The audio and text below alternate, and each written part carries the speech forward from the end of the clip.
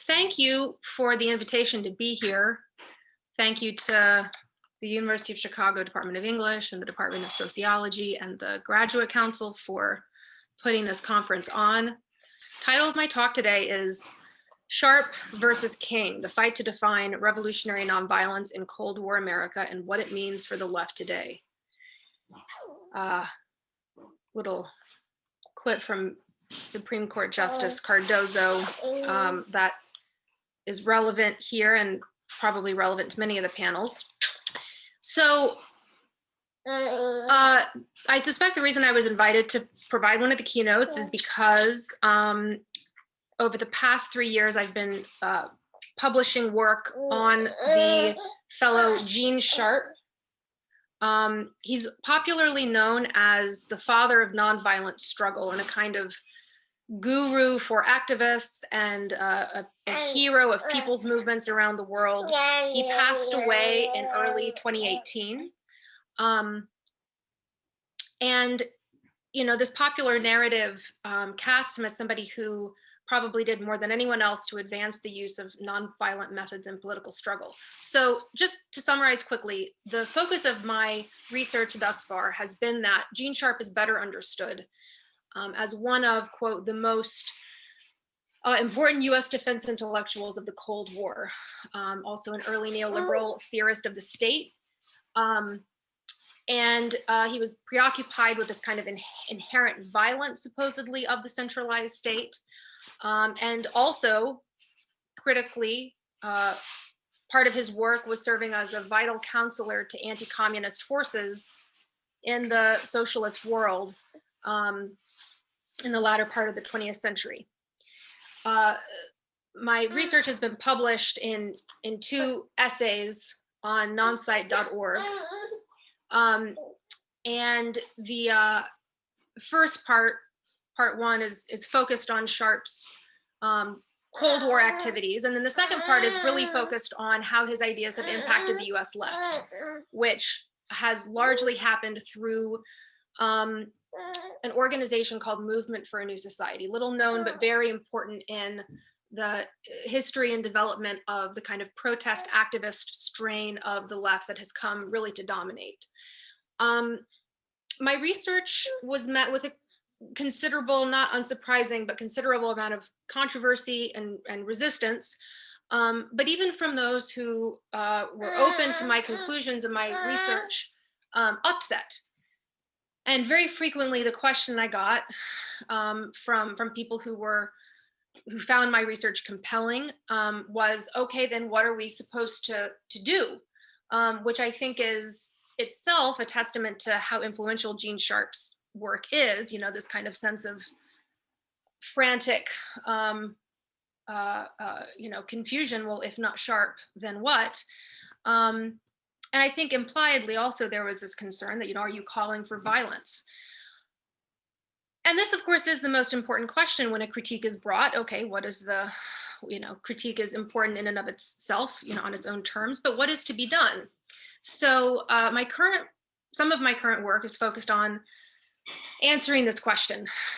So today I'm setting out sort of some tentative ideas that help point us in what I believe is the correct direction.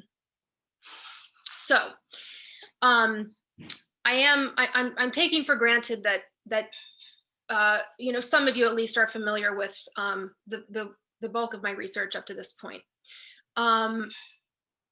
So from that point, the way I think to counteract the demobilizing and class consciousness scrambling effects of what I think is fair to call Sharpianism on the left is to contest for revolutionary nonviolence. And I'll get into what I'm referring to there. And an excellent source of guidance as we engage in this contest is the person of Martin Luther King Jr. So what do I mean by revolutionary nonviolence? So as I discuss in part 2, Gene Sharp's strategic nonviolence, which purports to be, you know, not ideological, transpartisan, transpolitical, really sort of knows activists under the tent of an ideology that's rarely named, but that ideology is revolutionary nonviolence. So what is that? What is revolutionary nonviolence? We can generally say that it emerges in the 20th century, though it has antecedents that are older than that, but it distinguishes itself from pacifism by calling for structural transformations as opposed to mere reforms. However, it, like pacifism, remains committed to nonviolence, or as described in Beautiful Solutions, a militant nonviolent praxis. So as I defined it in part 2 of my essay, revolutionary nonviolence is relatively young, quote, only loosely configured, and as such, but nevertheless, it is hegemonic on the protest left. It's libertarian in its orientation, frequently antagonistic to mass politics, to historical materialism, to strategies that aim to use or take state power, and most critically, to, class struggle itself, implying that class struggle is inherently violent. So that definition, to be clear, is what revolutionary nonviolence has become, what it is for practical purposes in politics today. But it is worth remembering that in '79, in his book, Gandhi as a Political Strategist, Gene Sharp describes revolutionary nonviolence as, quote, still very much a direction of developing thought and action rather than a fixed ideology and program. And both Sharp and M&S alike cite Gandhi, the 1946 Committee for Nonviolent Revolution, and critically the American Civil Rights Movement as touchstones in this sort of nebulous ideology. And of course, certainly the civil rights movement has elements that don't comport at all with the definition, the practical definition I offer in part 2. Okay, so this is sort of a high stakes question if we really pause to think about it. Who owns revolutionary nonviolence? Who owns peace? What political element it makes the case best that it can deliver peace? And in the post-war moment, this is actually really important. There's a general exhaustion with violence after 2 world wars, and this question of peace and nonviolent social change, emphasis on nonviolent, is something that is of interest even to the Department of Defense, which, those of you who have read my work will recall funds Gene Sharp's doctoral work while he's at the Center for International Affairs at Harvard, this major anti-communist Cold War brain trust. Yes. So in both Sharp's work and M&S literature, Movement for a New Society, M&S, we see that there is this effort to contest for revolutionary nonviolence. And part of how that expresses itself is this clear and consistent effort to cast all strains of Marxism, socialism, and class struggle as violent. And now, is there merit to this? Inevitably, Marxism is violent, right? I mean, sometimes we can imagine perhaps some Marxists who do believe that revolution is inherently, necessarily violent. But I would turn our attention to this address given by Karl Marx in Amsterdam in 1872, just reading in part, quote, "In our midst, there has been formed a group advocating the workers' abstention from political action." Bear this in mind because Sharpianism proposes something similar. "We have considered it our duty to declare how dangerous and fatal for our cause such principles appear to be. Someday the worker must seize political power in order to build up the new organization of labor. He must overthrow the old politics, which sustain the old institutions, if he is not to lose heaven on earth, like the old Christians who neglected and despised politics. But we have not asserted that the ways to achieve that goal are everywhere the same, and here's the important part. You know that the institutions, mores, and traditions of various countries must be taken into consideration.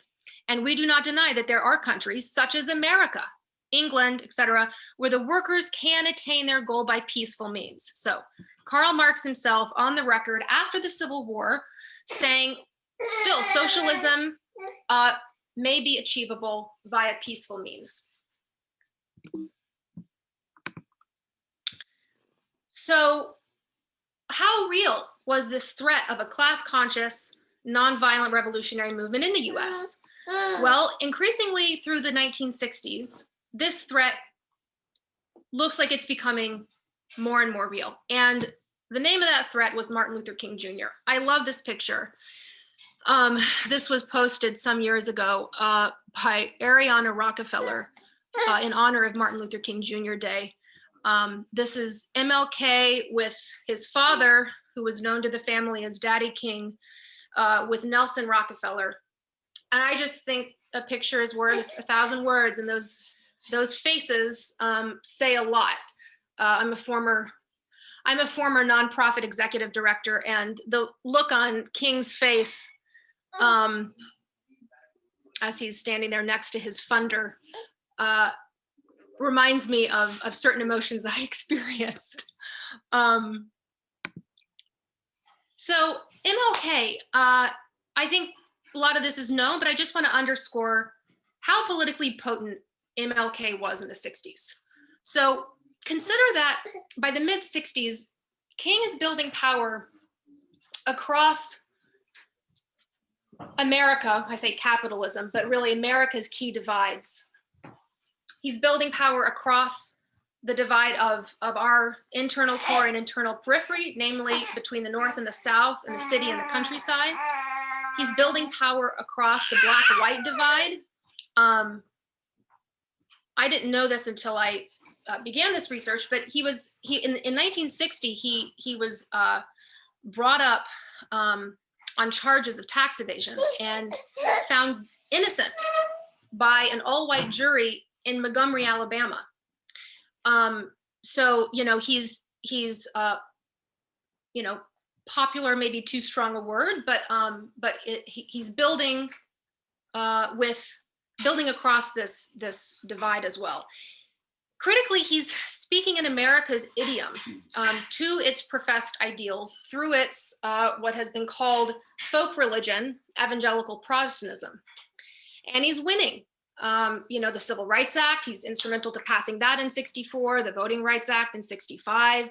He is of a profile that, he has to be taken seriously by major philanthropists like Rockefeller, presidents.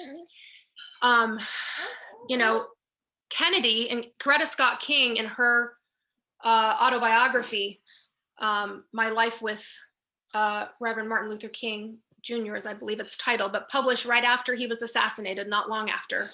She describes how it was Kennedy himself, President Kennedy in 63, who alerts the King family to the fact that the FBI was tapping their phones. So, he had access in a way that was really unusual for somebody with such radical and increasingly radical politics. He was also beloved. I think I was wrongly possessed for a number of years with this idea that, King he wasn't popular. But, after his assassination, massive public mourning ensues. Johnson declares a national day of mourning. TV and radio programs are canceled, sports events are canceled, businesses close. So all of this underscores that King, especially at the time of his death, was a really powerful political force. I think so, yeah. So, given all this, I think it's worth comparing and contrasting how revolutionary nonviolence was expressed between Sharp and King. So one place to begin is their attitudes toward the state. So Sharp Sharp's attitude toward the state was pretty categorically negative. He understood the state to be, the quote centralized state to be, as I put it in the essays, the major source and vector of violence in the modern world. And this attitude extended, not just to the kind of actually existing communist world, but also to constitutional democracies.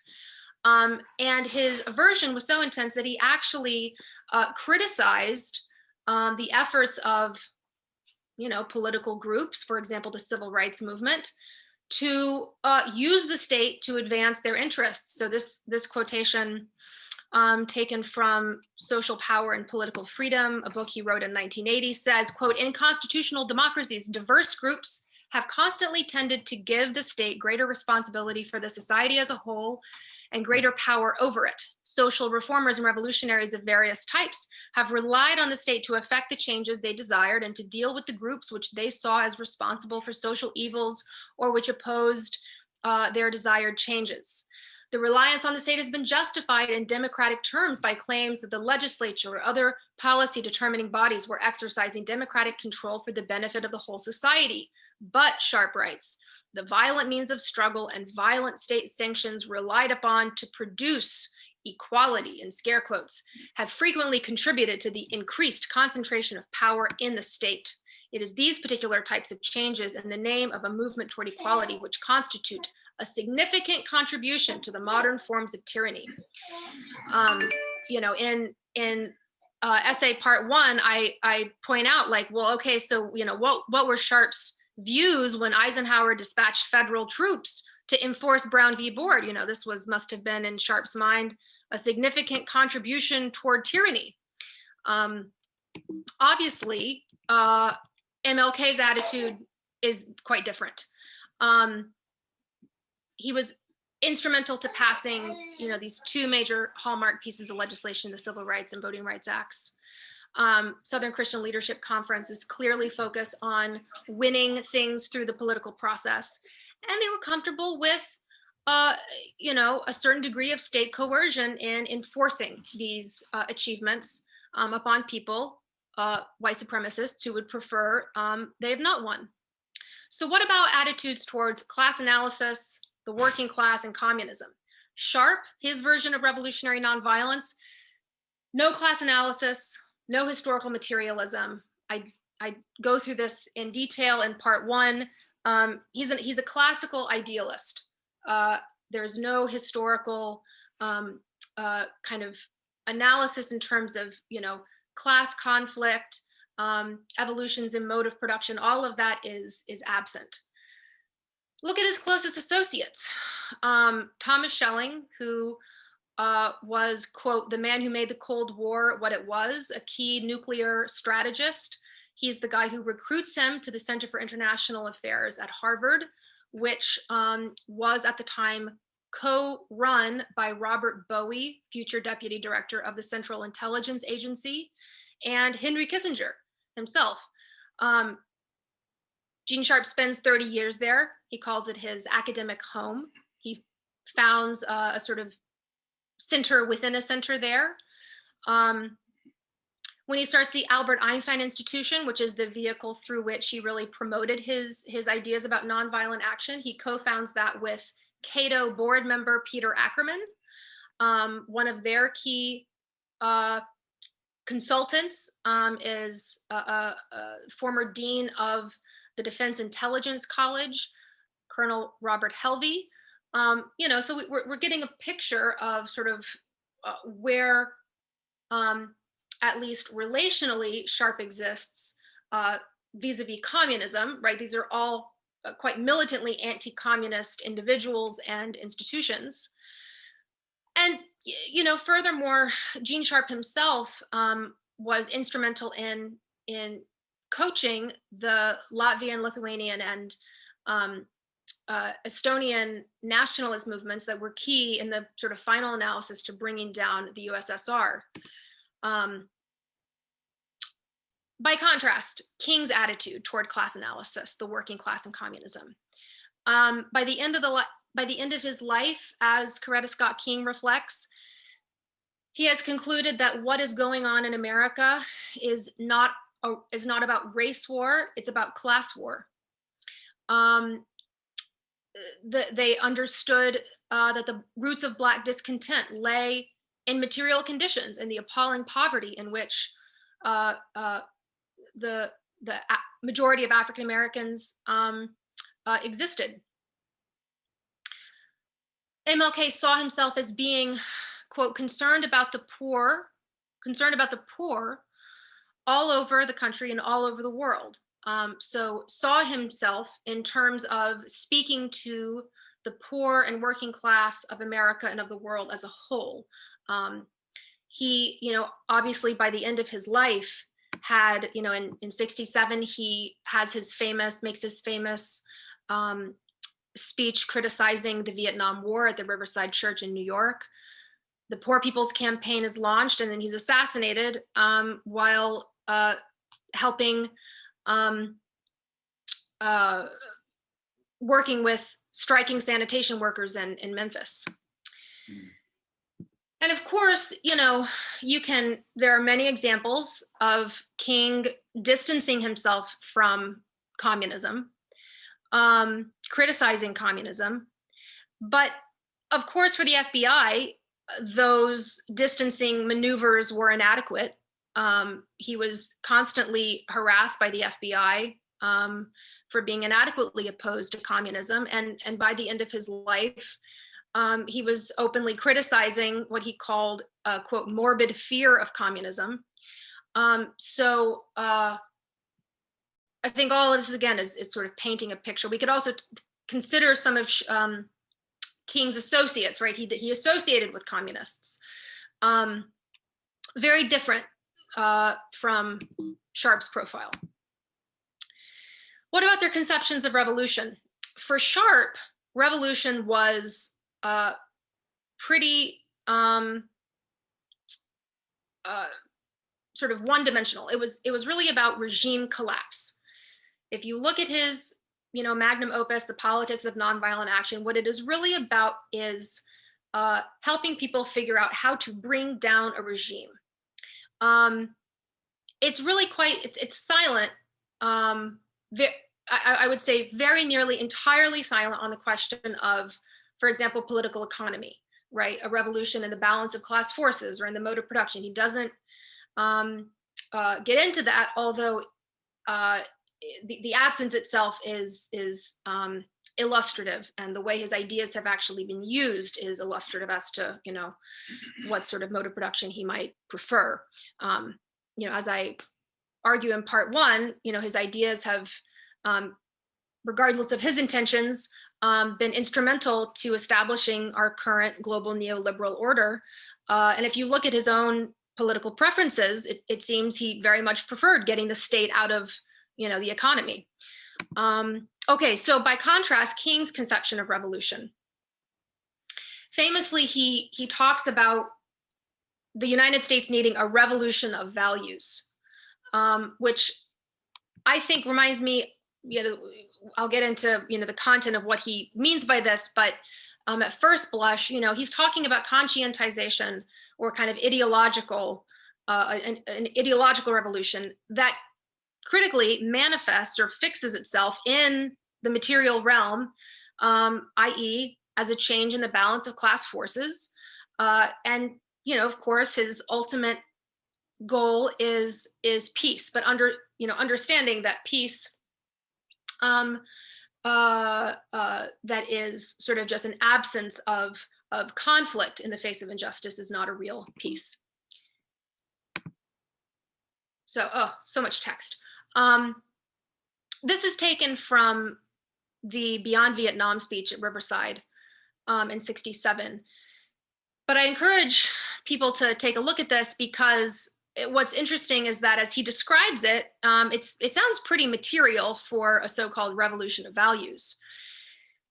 I'll just sort of highlight some of the key concepts here. He says, I'm convinced that if we are to get on the right side of the world revolution, we as a nation must undergo a radical revolution of values. We must rapidly begin the shift from a thing-oriented society to a person-oriented society.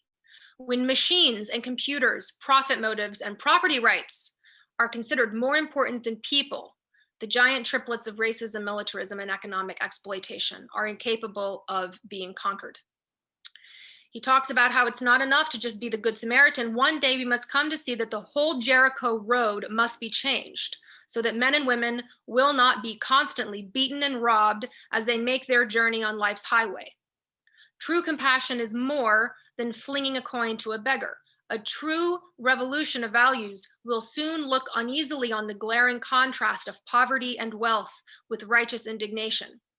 It will look across the seas and see individual capitalists of the West investing huge sums of money in Asia, Africa, and South America, only to take the profits out with no concern for the social betterment of the countries and say, this is not just, so on and so forth. So again, pretty material for, you know, a mere revolution of values. Another point of contrast, Sharpe's conception of violence. I spent a lot of time in part one critiquing how Sharpe conceptualizes violence. On the one hand, his construction of violence is only an inch deep because he requires for something to be violent that it be direct, that the injury be direct. Indirect injury, not violent. Yet, the injury category is blown out and is a mile wide, includes all forms of coercion and domination, or nearly all of them. For example, political violence, i.e. state coercion. Thus, back to this idea that the centralized state, and how do we know it's centralized? The degree to which it's involved in the economy. This is the key vector of violence in the modern world. And, you know, for Sharpe, part of the reason he's become so popular is that he purports that, you know, nonviolence rather, is important to be committed to because of its strategic value, not its moral value. And inversely, for Sharpe, violence is never strategic, even self-defense. By contrast, King's conception of violence.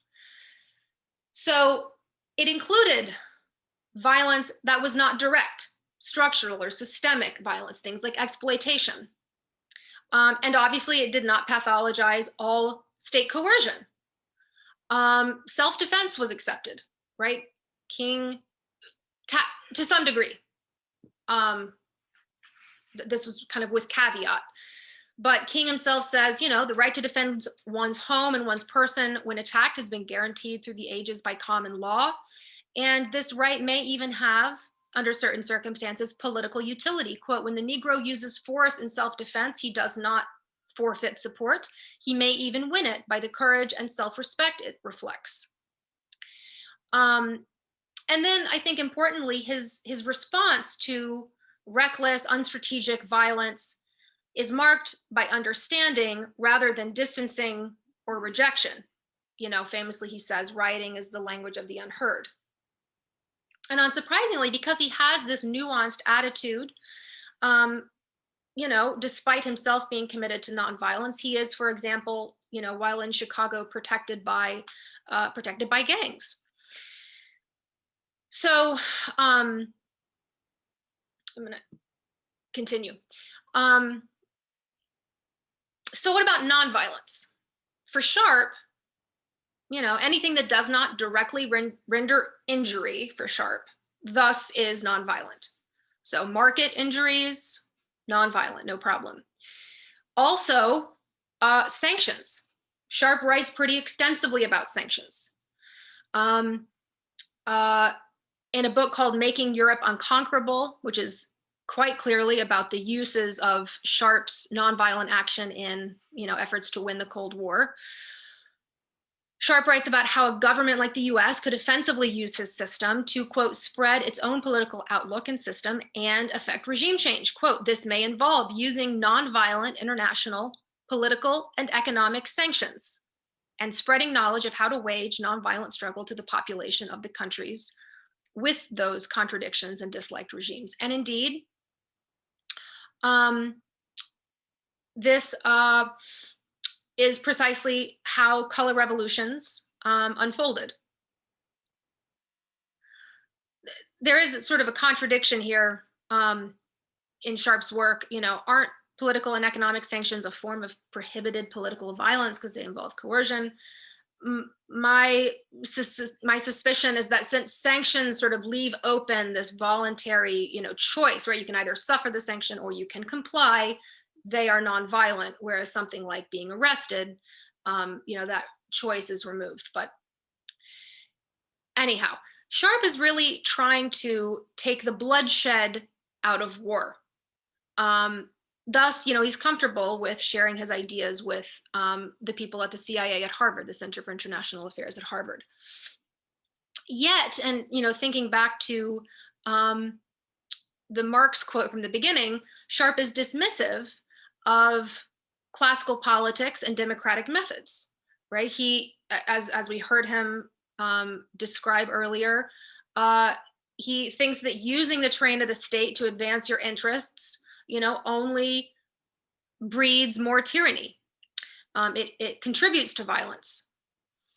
So for him, the only sort of acceptable form of nonviolent action is actually protest politics.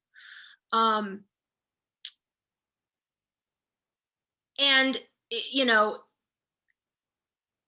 bear in mind that the sort of nonviolent order that Sharp ultimately envisions, although this is not what he emphasizes in his work, he does discuss this, and it is clear that he thinks a nonviolent social order is one in which state functions are decentralized to independent, i.e. private organs. Again, and if you look at sort of the outcomes of the color revolutions, where his ideas have been used, this is right on the money. For King, different.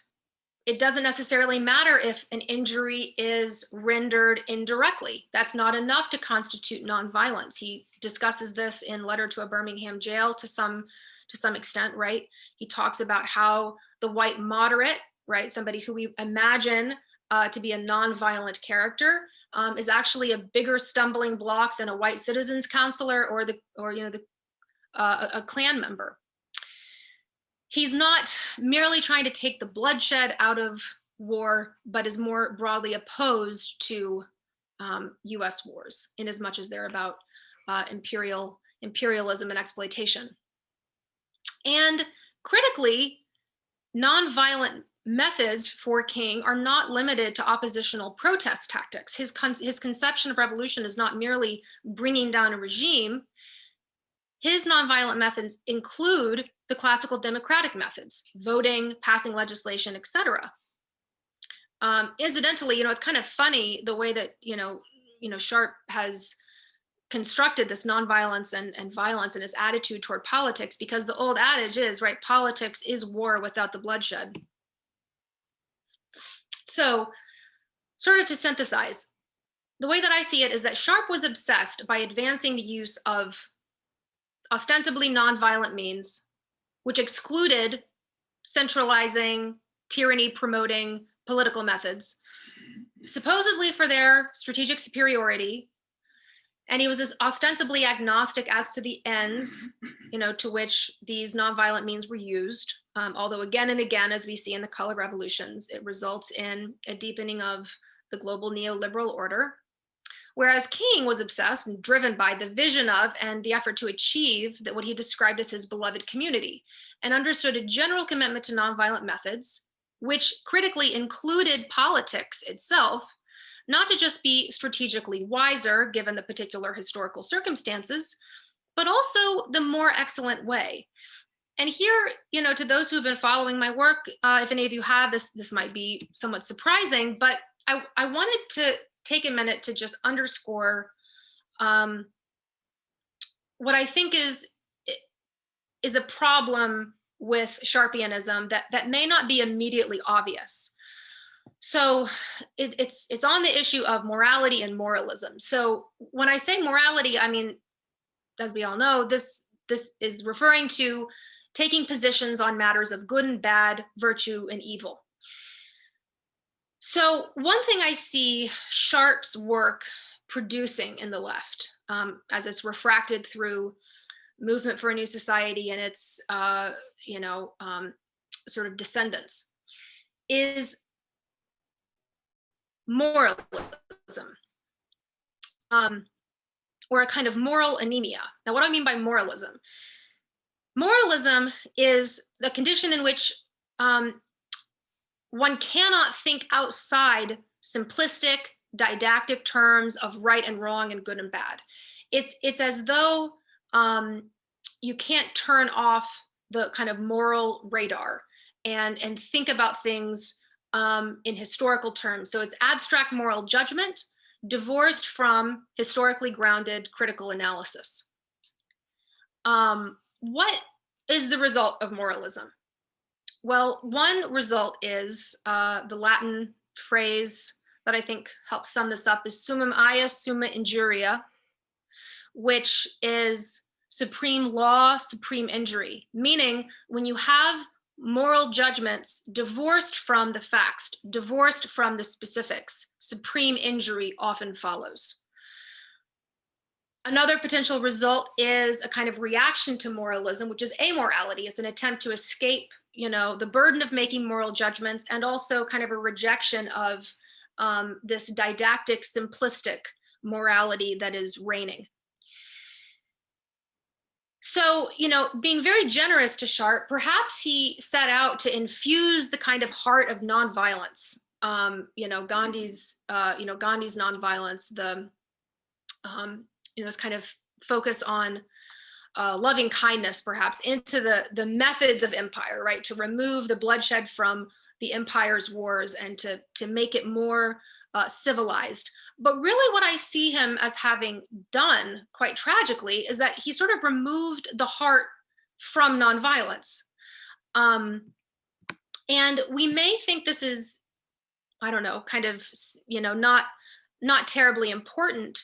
But I actually think it has pretty significant political consequences for us. King, by contrast, represents a sort of politically mature morality, wisdom. And we can see this because, this is a political approach that accepts that morality, making claims about good and bad, right and wrong, good and evil, is inherent to being political. But it is first and foremost curious. It's able to turn off the moral radar so as to inquire and analyze critically and dispassionately. It's open to having its hypotheses disproved. It's slow to judge, slow to condemn, able to acknowledge when old judgments are proven wrong. King himself very famously talks about how when he was an adolescent, he really wanted to hate whites. When he just sort of discovered he had a young friend who was white, they end up going to segregated schools and is confused. The boys' parents end up preventing them from playing together because they have two different skin colors. So King's parents explain the history of slavery and racism to him, and he wants to hate whites. And of course, this is wildly different than the message King is preaching at the time of his death. So this mature morality, marked by an ability to tolerate, navigate, and resolve paradox and contradiction. The focus is on synthesis. And King, devil's always in the details, right? This sounds nice, but what I'm describing here is something that I think is necessary to intelligent and effective political praxis, right? Anybody who's been involved in political organizing, I think, should be able to resonate with what I'm saying here.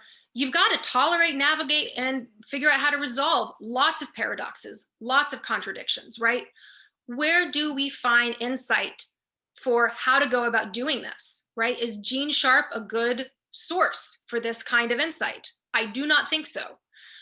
Rather, I think King, somebody who was navigating the town-country divide, navigating the black-white divide, speaking in an idiom that was accessible to the majority of people in this country, while not watering down the potency of his message. All of these point to a political leader who expresses this kind of mature morality. Lest we think Marxism has nothing to say about morality, amoral historical materialism, I'm here for it. But bear in mind that, in an essay on morality by Engels, Marx had passed on, he describes how, of course, morality is historically situated. And of course, morality emerges from one's particular class position. So he talks about the feudal morality versus bourgeois morality versus proletarian morality, right? But questions of morality and contesting for the moral high ground, as you would, is certainly should be of interest to those of us trying to advance a class analysis, advance class consciousness, and advance class struggle. So 1968, kind of in conclusion, MLK and Sharp are very close to the same age. Sharp was born in 28 and King was born in 29. And similarly, 1968 is a big year for both of them. MLK is assassinated. And also that year, far away in Cambridge, Massachusetts, Sharp receives his PhD from Oxford for research that he'd undertaken at the quote unquote CIA at Harvard, the Center for International Affairs at Harvard, with Department of Defense monies. And fast forward to today, Gene Sharp is the most influential American political figure you've never heard of. That's according to Politico, I think. While schools, boulevards, and holidays are named after King. Yet, if you ask, and this is unscientific, this is conjecture, but I've spent quite a bit of time in the US climate movement, at least. You ask an American activist leader working at one of the major protest NGOs, activist NGOs, who is the father of nonviolent struggle, and they're very likely going to tell you Gene Sharp. Meanwhile, King's own words are barred from use in, for example, a popular film like Selma. This apparently has to do with, trademark conflicts within the King family, but how useful. The American public,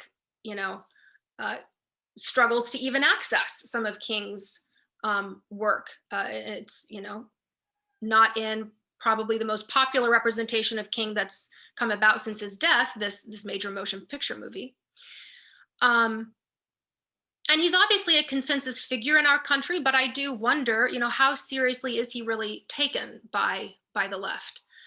In my experience, I think we could take him much more seriously as a strategist, as a thinker, and as someone who was figuring out how to advance his version of revolutionary nonviolence, a democratic socialist version of revolutionary nonviolence, a class conscious version of revolutionary nonviolence when he was gunned down.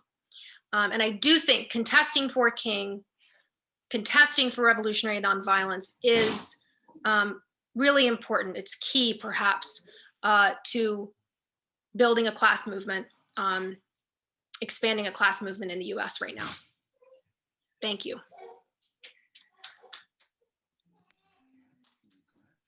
Thank you, Marcie. Thank you.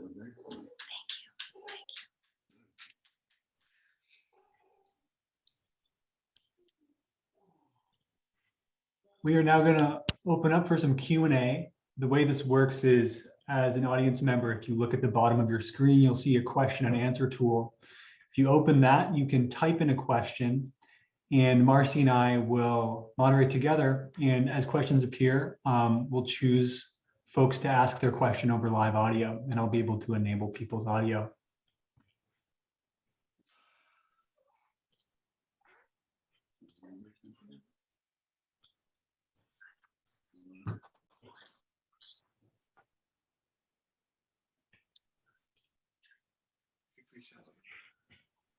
As I imagine people are taking a moment to type their questions, I think I'd start out with a question of my own for Marcie. I thought the quote from Marx was a striking one, and I was wondering about that is the legitimacy of nonviolence as a means of class struggle. And I was wondering if you could expand on, or maybe transfer Marx's claim from the 19th century to the present. And you ended on this note, but to expand on it, what exactly is the value of nonviolence over and against violence today? And to turn that on its head, perhaps, how is violence today, particularly with the spread of riots over the past year or so, how is that related to nonviolence for the left? How should we make sense of that? Okay, so the first part of your question is kind of updating Marx's thoughts about, the utility of quote unquote nonviolent action, or, the possibility of achieving socialism, changing the balance of class forces, establishing the quote dictatorship of the proletariat, right? Which simply means that in the balance of class forces, the proletariat is more powerful and is able to set the terms vis-a-vis the bourgeoisie, right? So I think what Marx said is in 1872 or whatever it was is still correct, because what he was observing is that tactics will be different depending on your particular circumstances, right? And he was noticing traditions, mores, how do those impact what tactics one might use, and understand, for Marx and for King, nonviolence, quote unquote, is not merely, protesting, sit-ins, hunger strikes. It's the political process. It's the democratic political process that a lot of people have struggled and shed blood for, right? So I think what Marx was saying is that democratic socialism, however you want to, cast this, the dictatorship of the proletariat, could, under certain circumstances, for example, in the United States, a country with at least in its imagined ideal self, this kind of tradition of democracy, this value of democracy, could be achieved through these nonviolent, normal, judicial, as opposed to extrajudicial means. I think King would have argued that, you could imagine in the Constitution as it is currently, as that framework currently exists, were there the requisite political will, you could imagine a revolution in our mode of production that occurs under the same constitutional framework. I mean, in fact, this does happen with the Civil War, right? You have the largest expropriation of property in world history with the abolition of slavery, right? And yet it's the same constitution which, carries the country through it, with a kind of interregnum, to be sure. But nevertheless, we're still operating with that basic document, and that really says something. So, King, of course, worried that if, that the opportunity for nonviolent revolution was fast coming to a close, right? And that if you don't allow revolutions to happen via nonviolent means, he worried that they're going to happen by violent means. So I think that the harder and worthier case to make for the democratic socialist left, which I consider myself a part of, that we can use what is available, albeit it's threadbare and it's battle worn. We can use what remains of our democratic process to commence a class revolution. To the second part of your question, which I believe was to the riots. I mean, I think that the appropriate response is King's response, which was riots are the language of the unheard. And, you know, if people do not have a nonviolent means of expressing their discontent, if they do not have channels, and these channels require development, they require leadership. If they don't have these channels, you know, to express their discontent and achieve, you know, improvement in their material conditions, then this is inevitable, right? So that's a whole different conversation. What sorts of channels are needed right now? But hopefully that answers some of what you raised. Thank you.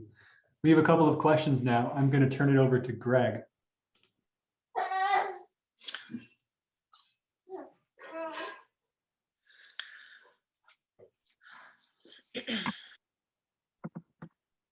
Oh, okay. Hi.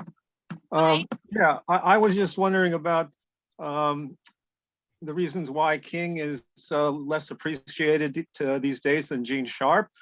Perhaps that might be because of the popular notion that King was mainly concerned with ending segregation, and that maybe leftists are not very aware of the larger goals that King pursued.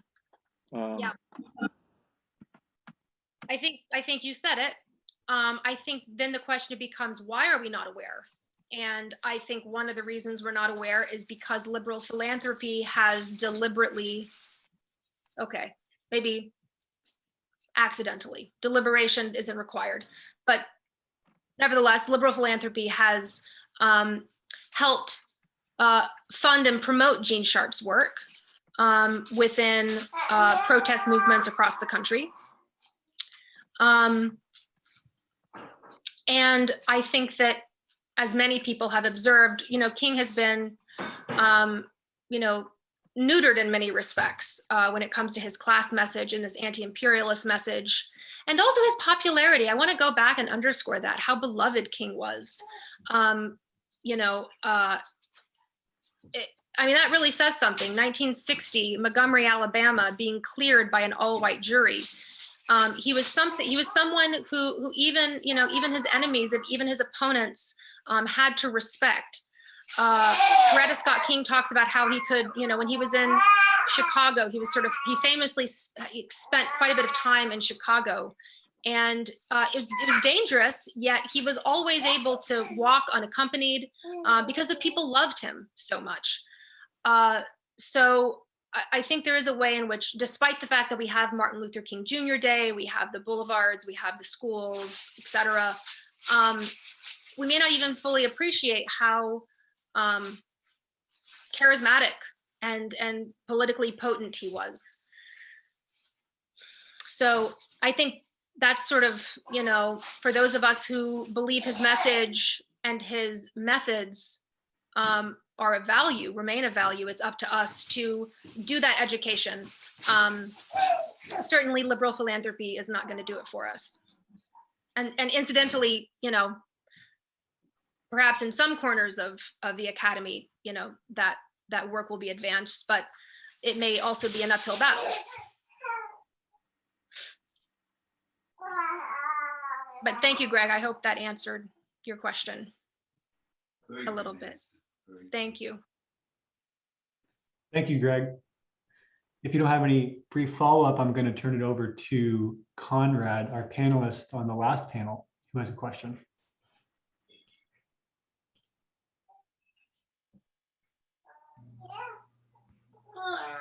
All right, I think I can be heard. Thanks for the talk. I was wondering if you could speak a little bit, and if you can't, just tell me to shut up, about MLK's relationship with Bayard Rustin, who I know was one of his like close sort of advisors on the issue of nonviolence, but I don't know much about their relationship beyond that, and how that affected King's views on nonviolent strategy and tactics in the 50s and early 60s. That's a great question, and unfortunately, I can't answer it as well as I should be able to, and that's why I haven't published part 3 yet, because this is something that I need to look into, more closely. King's relationship with these key left figures like Rustin. But Bayard Rustin, I think, is another sort of treasure whose ideas are often not fully comprehended, and their application for the left today not fully sussed out. So that relationship in particular is one that I definitely need to study more. So I'm sorry I don't have a good answer for you right now, but it will come.